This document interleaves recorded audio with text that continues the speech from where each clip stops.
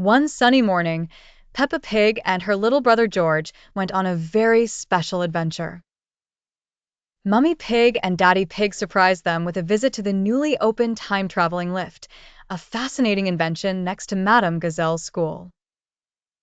Peppa jumped up and down with excitement. "What is a time-traveling lift, Daddy?" she asked. "Well, Peppa," Daddy Pig explained, "it's a magical lift that can take us to different times in history. All we have to do is press a button, and we will be zooming through time." Peppa couldn't believe her eyes as they arrived at the lift. It was shiny and tall, with all sorts of colorful buttons inside. George giggled, pointing at the button with a picture of a dinosaur. "Can we try the dinosaur one, Daddy?" Peppa asked, eyes sparkling. "Of course, Peppa," Mummy Pig agreed. "Let's see where it takes us."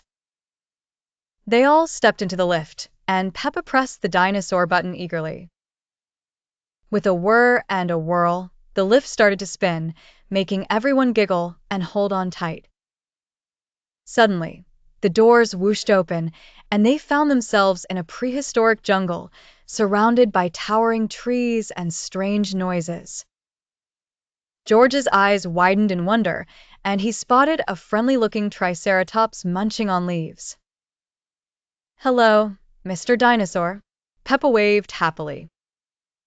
George, clutching his toy dinosaur, shouted roar, roar, in delight, pretending to be a dinosaur himself. After spending a delightful afternoon exploring the prehistoric world, it was time to head back. They stepped back into the lift, but while trying to find the button for home, Peppa's little finger slipped and accidentally pressed a different button. "Oh dear," said Mummy Pig. "Where are we going now?" With a swoosh, the lift took off again, this time landing them right in the middle of a grand medieval castle feast. Knights and ladies were sitting at long tables, eating and laughing. The sight of George in his little dinosaur outfit made everyone chuckle.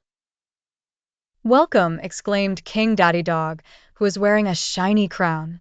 "Would you join us for a banquet?" Peppa, George, and their parents enjoyed the delicious food and even tried their hand at jousting with the other knights. Peppa laughed as she balanced a soft helmet on her head, and George clapped his hands, cheering everyone on.